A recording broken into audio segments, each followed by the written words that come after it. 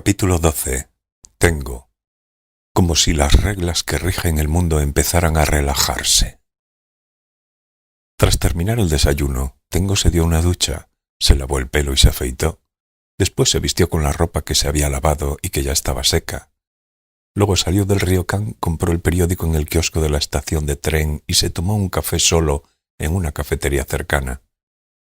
En el periódico no encontró nada que atrajera especialmente su atención. A juzgar por lo que hojeaba en el rotativo, el mundo era un lugar bastante aburrido e insulso.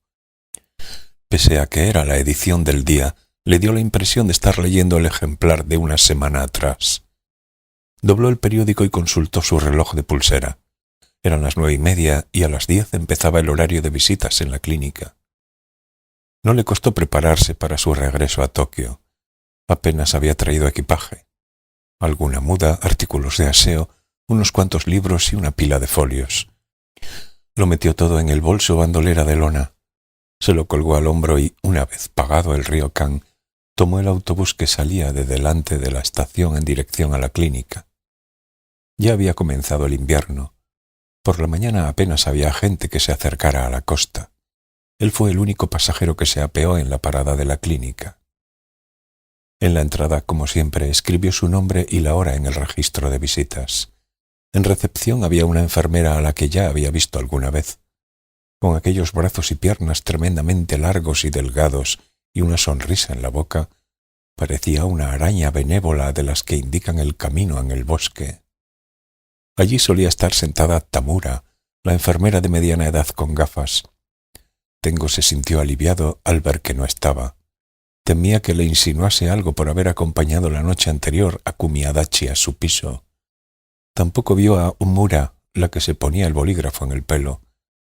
Quizás a las 3 se las había tragado la tierra, como a las 3 brujas de Macbeth.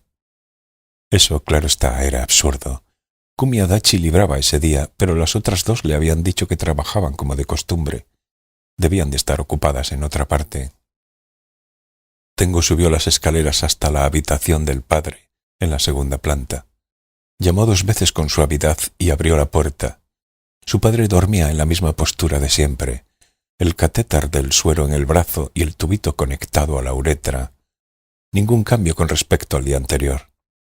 La ventana estaba cerrada con las cortinas echadas. El aire dentro de la habitación estaba estancado. Todos los olores acumulados, el olor a medicamentos, a flores de jarrón, al hálito del enfermo, a orina, se entremezclaban de modo que era imposible distinguirlos. Pese a que esa vida humana estaba muy debilitada y pese a que su conciencia llevaba largo tiempo perdida, no se habían producido muchos cambios en su metabolismo. El padre todavía se encontraba en este lado de la orilla. Si hubiera que expresarlo con otras palabras, podría decirse que su padre despedía olores. Lo primero que hizo Tengo fue abrir las cortinas y la ventana de par en par. Era una mañana agradable. Tenía que airear el cuarto. Aunque hacía frío, no llegaba a helar. Los rayos de sol invadieron la habitación y la brisa marina meció las cortinas. Una gaviota montada en el viento, con las patas bellamente plegadas, planeaba sobre el pinar. Una inquieta bandada de gorriones posada sobre los cables eléctricos cambiaba sin cesar de posición, como si reescribiera las notas de una partitura. Desde lo alto de una farola, un cuervo de pico grande observaba atentamente a su alrededor, meditando qué hacer a continuación. 4 jirones de nube flotaban en el cielo. Estaban tan lejos, tan altos, que parecían una idea sumamente abstracta, sin relación alguna con los menesteres humanos. Tengo dio la espalda al enfermo y contempló durante un rato el paisaje. Cosas con vida, cosas sin vida, cosas móviles, cosas inmóviles. Al otro lado de la ventana se veía el paisaje de siempre, nada nuevo bajo el sol. El mundo había dado un paso más porque tenía que darlo. Solo desempeñaba aceptablemente su papel como un despertador barato. Y Tengo observaba ese paisaje que para él carecía de interés, para retrasar un poco el encuentro con su padre. Sin embargo, no podía aplazarlo eternamente. Tengo por fin se decidió y se sentó en el taburete al lado de la cama. El padre estaba boca arriba con el rostro hacia el techo y los ojos cerrados. El edredón que lo tapaba hasta el cuello estaba impecable. Tenía los ojos muy hundidos. Parecía que alguna pieza se hubiera desprendido y los globos oculares caían hacia adentro, sin que las cuencas pudieran sostenerlos. Si ahora abriera los ojos, vislumbraría un paisaje similar al mundo visto desde el fondo de un pozo. «Padre», empezó a decir Tengo. El padre no respondió. De pronto la brisa cesó y las cortinas colgaron rectas, como quien en pleno trabajo se acuerda de pronto de un asunto importante. Al cabo de un rato, el viento, como si hubiera reunido fuerzas, volvió a soplar. «Regreso a Tokio», dijo Tengo. «No voy a quedarme aquí para siempre. No puedo seguir prolongando las vacaciones. Tengo mi propia vida, aunque no sea maravillosa». Su padre tenía las mejillas cubiertas por una barba rala, de 2 o 3 días. Las enfermeras le pasaban la maquinilla, pero no a diario. Barba blanca y barba negra se alternaban a partes iguales. Todavía tenía 64 años, pero parecía mucho mayor, como si, por despiste, alguien hubiera rebobinado hacia adelante el filme de su vida. «En todos los días que he estado aquí, no te has despertado en ningún momento, pero, según el médico, tu salud no está tan deteriorada. De hecho, por asombroso que parezca, estás casi igual que antes». Tengo hizo una pausa y esperó a que sus palabras calasen en el anciano. «No sé si lo que te digo llega a tus oídos. A lo mejor, aunque mi voz haga vibrar tus tímpanos, el circuito siguiente está cortado. O quizá mis palabras alcanzan tu mente, pero no puedes reaccionar. No tengo ni idea. Sin embargo, te he hablado y te he leído libros dando por supuesto que sí me escuchabas. Porque ahora, si no doy por supuesto que me escuchas, no tendría sentido que te hablara, y si no pudiera hablarte de nada, mi presencia aquí no tendría ningún sentido. Por otra parte, no sé cómo explicarlo, pero a lo largo de estos días he percibido algo, y aunque no lo captes todo, creo que sí captas al menos lo esencial de mis palabras». No hubo reacción. «Lo que te voy a decir ahora tal vez sea estúpido, pero me marcho a Tokio y no sé cuándo volveré. Por eso necesito confesarte lo que tengo en mi cabeza. Si te parece una idiotez, ríete todo lo que quieras. Si es que puedes reír, claro». Tomó un respiro y observó el rostro de su padre. Como era de esperar, no hubo reacción. «Estás en coma, has perdido la conciencia, la sensibilidad, y te mantienes en ese estado gracias a un mecanismo de soporte vital. Eres un cadáver viviente, o algo por el estilo», dijo el médico. Bueno, él empleó un eufemismo. Desde un punto de vista médico, puede que sea así. Pero, ¿y si todo esto no es más que un disfraz? Me pregunto si, en realidad, no has perdido la conciencia, si tu mente no vive en otra parte mientras mantienes tu cuerpo en letargo. Lo he notado durante todo este tiempo, aunque tal vez solo sea una vaga impresión. Silencio. Sé perfectamente que es un desatino. Si se lo contara a alguien, pensaría que estoy desvariando, pero no puedo evitar imaginarlo. Seguro que has perdido la curiosidad por este mundo. Te sientes disgustado, desalentado, indiferente. Supongo que por eso has decidido renunciar a tu cuerpo y llevar una vida diferente en otro lugar, tal vez en tu mundo interior. Más silencio. Pedí unos días libres en el trabajo, vine a este pueblo, reservé una habitación en un ryokan y cada día he venido a verte y a hablar contigo. Ya han pasado casi 2 semanas, pero visitarte y cuidarte no eran mis únicos objetivos. También me trajo aquí el deseo de saber de dónde vengo, con quién me unen lazos de sangre. Sin embargo, eso ahora ya no me importa. Esté unido a quien sea, yo soy yo. Y tú me hiciste de padre. Eso me basta. No sé si puede llamársele a esto reconciliación. Quizás sea una reconciliación conmigo mismo. Sí, tal vez sea eso. Tengo respiró hondo y bajó el tono de voz. En verano todavía estabas consciente. Es cierto que estabas bastante espeso, pero conservabas tus facultades. Por ese entonces me reencontré con una chica en esta habitación. Mientras tú estabas en la sala de análisis, ella vino aquí. Ella, o una especie de alter ego. Si volví a este pueblo y me quedé tanto tiempo fue con la esperanza de volver a verla. Ese es el verdadero motivo por el que vine. Soltó un suspiro y juntó las manos sobre las rodillas. Pero ella no reapareció. Llegó hasta aquí en algo llamado crisálida de aire, una cápsula que la contenía. Explicártelo todo me llevaría mucho tiempo, pero el caso es que la crisálida de aire era un producto de la imaginación, una fantasía. Sin embargo, ahora ha dejado de ser imaginaria. La frontera entre el mundo real y los frutos de la psique se ha vuelto imprecisa. En el cielo flotan 2 lunas. También ellas proceden de un mundo ficticio. Tengo miró al padre a la cara. ¿Seguiría el hilo de lo que le contaba? En ese contexto, la idea de que tu conciencia se ha separado de tu cuerpo y ahora deambula libremente en otro mundo no es tan descabellada. Es, por así decirlo, como si las reglas que rigen el mundo empezaran a relajarse. Y, como te he dicho antes, tengo una pequeña y curiosa percepción. La percepción de que quizás seas tú el que en realidad está llevando a cabo todo esto. Entre otras cosas, por ejemplo, llamar a la puerta de mi piso. Sabes de qué te hablo, ¿no? Dices que eres el cobrador de la NHK, golpeas la puerta insistentemente y gritas amenazas desde el pasillo, como solíamos hacer los dos cuando recorríamos Ichikawa recaudando la cuota. Algo indicaba que la atmósfera de la habitación había cambiado ligeramente. A pesar de que las ventanas estaban abiertas de par en par, apenas llegaban sonidos del exterior. Solo, de vez en cuando, el gorjeo de un gorrión.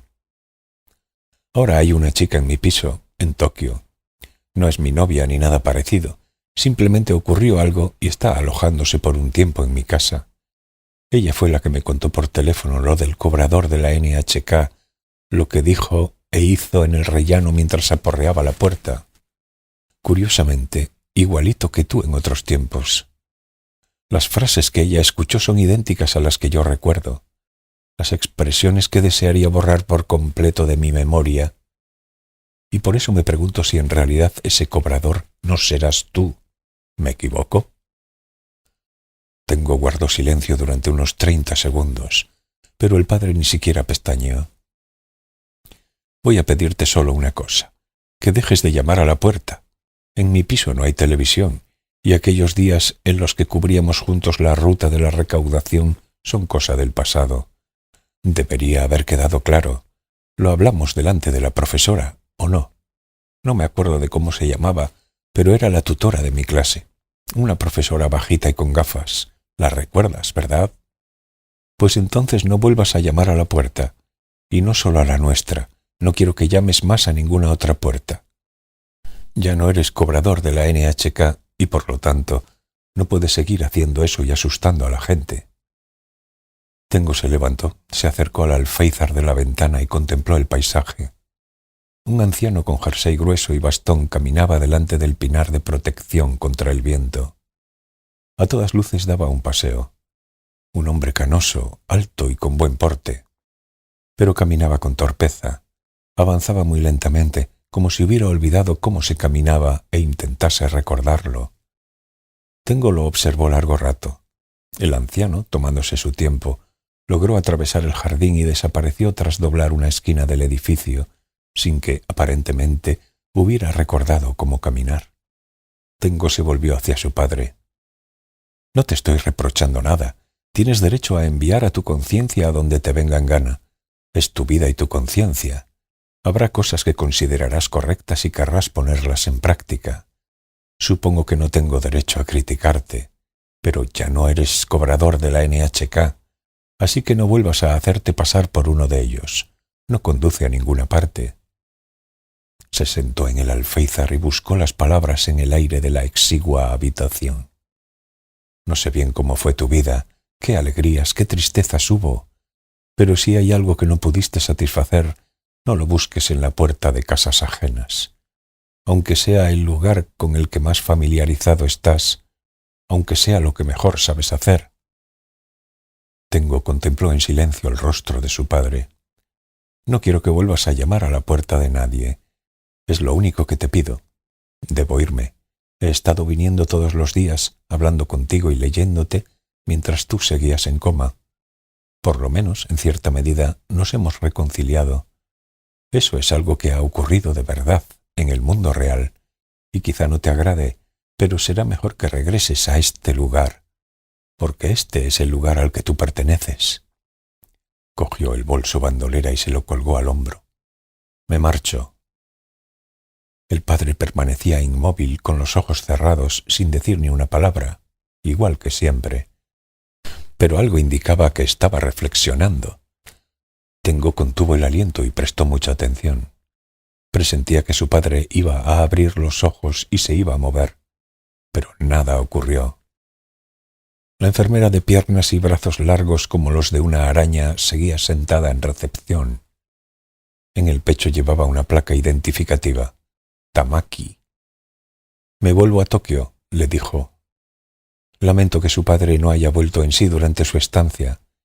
Y añadió para consolarlo, pero seguro que él se alegra de que se haya quedado tanto tiempo, ¿no le parece? A Tengo no se le ocurrió ninguna buena respuesta. Salude a las demás enfermeras de mi parte, se han portado muy bien conmigo. Al final no había visto a Tamura, la enfermera de las gafas, ni a Omura, la de pechos grandes y el bolígrafo metido entre la melena. Le invadió cierta tristeza. Eran unas enfermeras excelentes y lo habían tratado con cariño. Sin embargo, quizá fuese mejor no volver a verse las caras, porque, al fin y al cabo, estaba a punto de dejar solo el pueblo de los gatos. Cuando el tren partió de la estación de Chikura, recordó la noche que había pasado en el piso de Kumiadachi.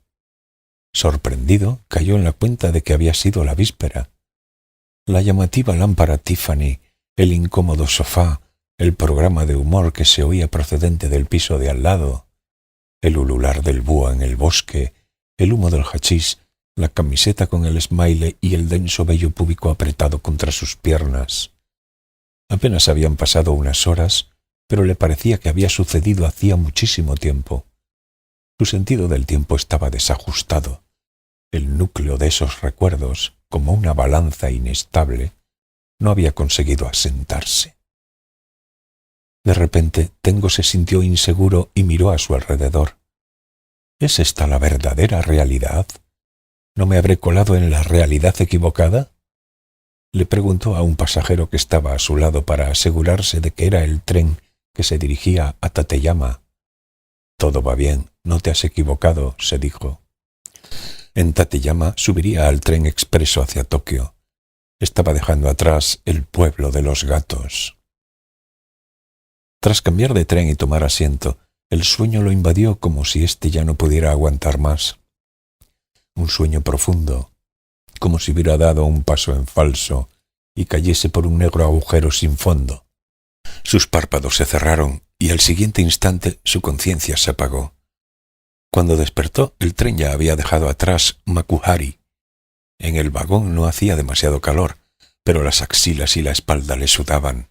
La boca le olía mal. Era un olor parecido al aire enrarecido que se respiraba en la habitación de su padre. Sacó un chicle del bolsillo y se lo metió en la boca. Pensó que nunca regresaría a ese pueblo costero, al menos mientras su padre estuviera vivo, aunque, por supuesto, en este mundo no se puede afirmar nada a ciencia cierta, pero en aquel pueblo de la costa ya no podía hacer nada más. Al regresar a su piso, Fukaeri no estaba. Llamó 3 veces a la puerta, esperó unos segundos y volvió a llamar 2 veces. Luego abrió con llave. En el piso había un silencio sepulcral y todo estaba sorprendentemente limpio y ordenado. La vajilla guardada en su aparador, la mesa y el escritorio en orden y la bolsa de la basura vacía. Incluso parecía haber pasado la aspiradora. La cama estaba hecha y no había ni un solo libro o disco fuera de lugar. La colada, ya seca, estaba bien doblada sobre la cama. El gran bolso bandolera de Fukaeri también había desaparecido, pero no parecía que la chica hubiera recordado algo de pronto o le hubiese ocurrido algo y se hubiera marchado a toda prisa. Tampoco parecía que hubiera salido un rato. Todo indicaba que había decidido irse y que, antes de marcharse, se había tomado la molestia de limpiar el piso. Tengo trató de imaginársela pasando la aspiradora y limpiando aquí y allá con un trapo. Eso no casaba en absoluto con la imagen que tenía de la chica. Al abrir el buzón del portal encontró el duplicado de la llave. Por el correo acumulado dedujo que se había marchado el día anterior, quizás hacía 2 días. La había telefoneado por última vez 2 días atrás por la mañana y todavía estaba en el piso. La noche anterior él había cenado con las enfermeras y luego Kumi Adachi lo había invitado a su piso. Entre una cosa y otra no había tenido ocasión de llamarla. Por lo general, en estos casos dejaba una nota escrita con su peculiar letra menuda y de aspecto cuneiforme, pero no encontró nada semejante por ninguna parte. Se había marchado en silencio, sin decirle nada. Sin embargo, Tengo no se sentía en absoluto sorprendido o decepcionado. Fukaeri era impredecible, no se sabía nunca qué pensaba ni qué iba a hacer. Cuando quería venir aparecía y cuando quería largarse cogía y se marchaba, igual que un gato, ya de por sí con un fuerte sentido de la independencia, especialmente caprichoso. Es más, lo extraño era que hubiera permanecido tanto tiempo en un mismo sitio. En la nevera había más comida de la que esperaba encontrar, como si en los días anteriores Fukaeri hubiera salido del piso y hubiese hecho la compra.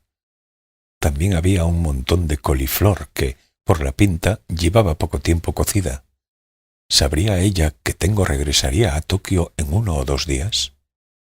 Como le entró hambre, frió unos huevos y se los comió acompañados de la coliflor. Luego hizo tostadas, preparó café y se tomó 2 tazas. A continuación llamó al amigo al que le había pedido que lo sustituyera en la academia y le dijo que se reincorporaría al trabajo al inicio de la semana siguiente. El amigo le explicó hasta dónde había llegado en el libro de texto. «Muchas gracias, te debo una», le dijo Tengo. «No me amarga enseñar, a veces hasta es divertido, pero cuando enseñas durante mucho tiempo, acabas convirtiéndote en un extraño para ti mismo». También Tengo sentía eso a menudo. ¿Alguna novedad durante mi ausencia? Nada en particular. Bueno, tienes aquí una carta. Está en un cajón de tu escritorio. ¿Una carta?, dijo Tengo. ¿De quién? Una chica esbelta, con el pelo liso y hasta los hombros, vino a verme y me pidió que te la entregase. Tenía una manera de hablar un poco rara. Quizá fuera extranjera. ¿Llevaba una gran bandolera? Exacto, de color verde, abultadísima. A Fukaeri le habría dado miedo dejar la carta dentro del piso. Alguien podría leerla. Podrían llevársela. Por eso había ido hasta la academia y se la había confiado al amigo de Tengo. Tengo volvió a darle las gracias y colgó. Pronto se haría de noche y no le apetecía tomar el tren e ir hasta Yoyogi a recoger la carta. Lo haría al día siguiente. Luego se dio cuenta de que se había olvidado de preguntarle al amigo por la luna. Pensó en volver a llamarlo, pero cambió de idea. Seguro que ni se acordaba. Al fin y al cabo era un problema al que tenía que enfrentarse solo. Tengo salió a la calle y caminó sin rumbo, envuelto por el atardecer. Sin Fukaeri, en el piso se sentía solo e inquieto. Cuando vivía con ella, Tengo ni se daba cuenta de su presencia. Él seguía su rutina y Fukaeri, a su vez, hacía su propia vida. Pero, ahora que se había ido, Tengo notaba que se había creado una especie de vacío con forma humana. Eso no significaba que se sintiese atraído por ella. Era bella y encantadora, pero desde que la conoció nunca la había deseado. Pese a que habían vivido juntos algún tiempo, su corazón nunca se había sentido sacudido. ¿Por qué será? ¿Existirá alguna razón por la que Fukaeri no me atraiga sexualmente? Ciertamente, aquella noche tormentosa habían copulado, pero él no lo había buscado, había sido ella. El verbo copular se ajustaba perfectamente a lo que habían hecho. Fukaeri había montado sobre el cuerpo de Tengo, paralizado y privado de libertad, y éste había introducido el pene erecto en el cuerpo de ella. Cuando la penetró, Fukaeri estaba como en trance. Parecía un hada dominada por un sueño lascivo. Y luego, como si nada hubiera ocurrido, los dos habían vivido en aquel pequeño piso. Cuando el aguacero y los truenos cesaron y amaneció, Fukaeri parecía haber olvidado por completo lo ocurrido. Tengo tampoco lo había sacado a relucir. Le pareció que, si ella no se acordaba, era mejor dejarlo así. Y quizás a él también le convenía olvidarlo. Sin embargo, persistía la duda. ¿Por qué había hecho de pronto Fukaeri algo así? ¿Tendría algún objetivo? ¿La había poseído momentáneamente algún espíritu? Tengo solo sabía que no había sido un acto regido por el amor. Fukaeri sentía una simpatía natural hacia él, eso estaba claro, pero era muy improbable que sintiera por Tengo amor, deseo o cualquier cosa parecida a la pasión. Ella no sentía deseo por nadie. Aunque Tengo no confiaba al 100% en su capacidad para analizar a la gente, era incapaz de imaginar a Fukaeri exhalando su cálido aliento mientras hacía el amor apasionadamente con un hombre. Ni siquiera la veía echando un polvo normal y corriente. No iba con su carácter. Dándole vueltas a esas y a otras cosas, Tengo paseo por las calles de Koenji. Cuando se puso el sol, se levantó un viento frío, pero no le preocupó. Caminaba entregado a sus reflexiones. Luego solía dar forma a esas reflexiones frente al escritorio. Se había convertido en una costumbre. Por eso caminaba a menudo, lloviera o soplara el viento. Paseando, acabó desembocando en el Cabeza de Cereal. Como no se le ocurría nada más que hacer, entró en el local y pidió una Carlsberg. Acababan de abrir y él era el único cliente. Intentó dejar de pensar, puso la mente en blanco y se bebió la cerveza con calma. Pero, del mismo modo que en la naturaleza no existe el vacío, tampoco Tengo podía permitirse el lujo de dejar la mente en blanco largo tiempo. No podía evitar pensar en Fukaeri. La chica invadió su mente como un sueño desmenuzado en trochos. Puede que esa persona se encuentre muy cerca, en un lugar al que se puede ir a pie desde aquí. Eso me dijo Fukaeri, por eso he salido a la calle a buscarla, y he entrado en este local. ¿Qué otra cosa me dijo? No tienes que preocuparte, ella te va a encontrar a ti. Igual que Tengo buscaba a Aomame lo buscaba a él. No conseguía entenderlo. Estaba obcecado con que él debía buscarla a ella. Por eso no le entraba en la cabeza que Aomame también pudiera estar buscándolo. Yo percibo y tú recibes. Eso también lo había pronunciado Fukaeri en aquella ocasión. Ella percibía y Tengo recibía. No obstante, Fukaeri solo mostraba lo que había percibido cuando quería. Tengo ignoraba si la chica seguía unos principios o unas teorías, o si actuaba movida por un capricho. Tengo volvió a rememorar la noche en que copuló con Fukaeri. La guapa chica de 17 años se subió encima de él y recibió su pene hasta el fondo. Sus grandes pechos se sacudían con gracia en el aire, igual que un par de frutos maduros. Arrobada, cerró los ojos y las narinas se le hinchaban de lo excitada que estaba. Sus labios se movían, pero no surgían palabras. Por ellos asomaban sus blancos dientes y, de vez en cuando, la punta rosada de su lengua. Tengo recordaba la escena con nitidez. Pese a que su cuerpo estaba paralizado, él lo había observado todo con atención y se le había quedado grabado en la mente, y la erección era perfecta. Pero por más que reprodujera esa escena con gran precisión, Tengo no se sentía excitado. Tampoco deseaba volver a hacer el amor con Fukaeri. Desde entonces llevaba unos 3 meses sin hacerlo. Es más, ni siquiera se había corrido una sola vez. Algo sumamente raro en Tengo.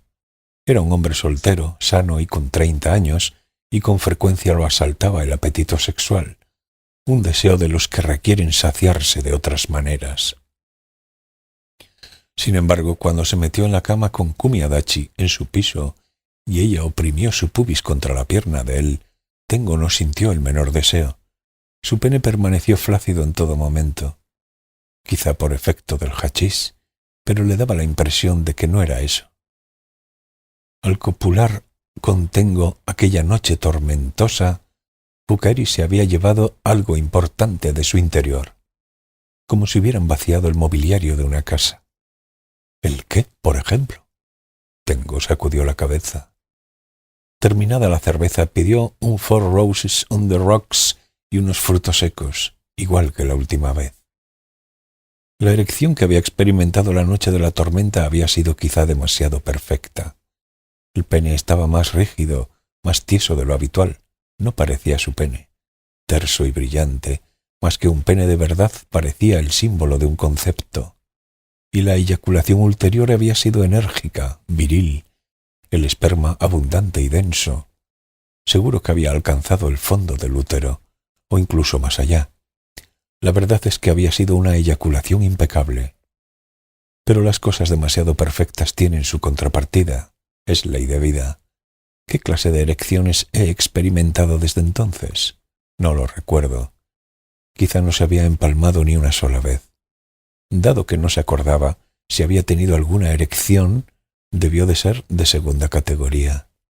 Cinematográficamente hablando, habría sido como un mediometraje de bajo presupuesto de los que ponen en los cines en medio de esas viejas sesiones largas con el fin de completar la programación.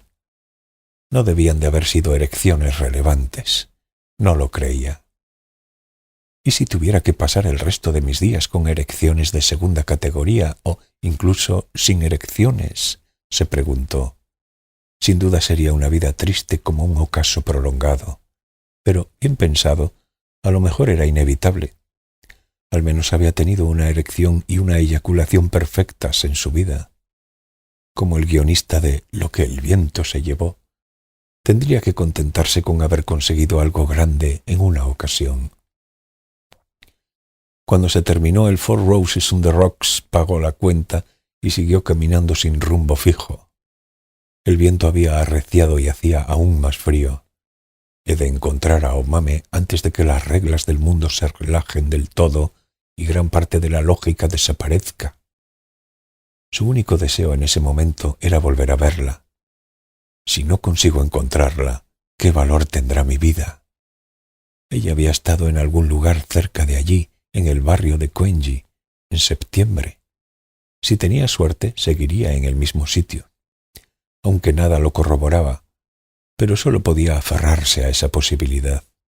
Aomame está aquí, en alguna parte.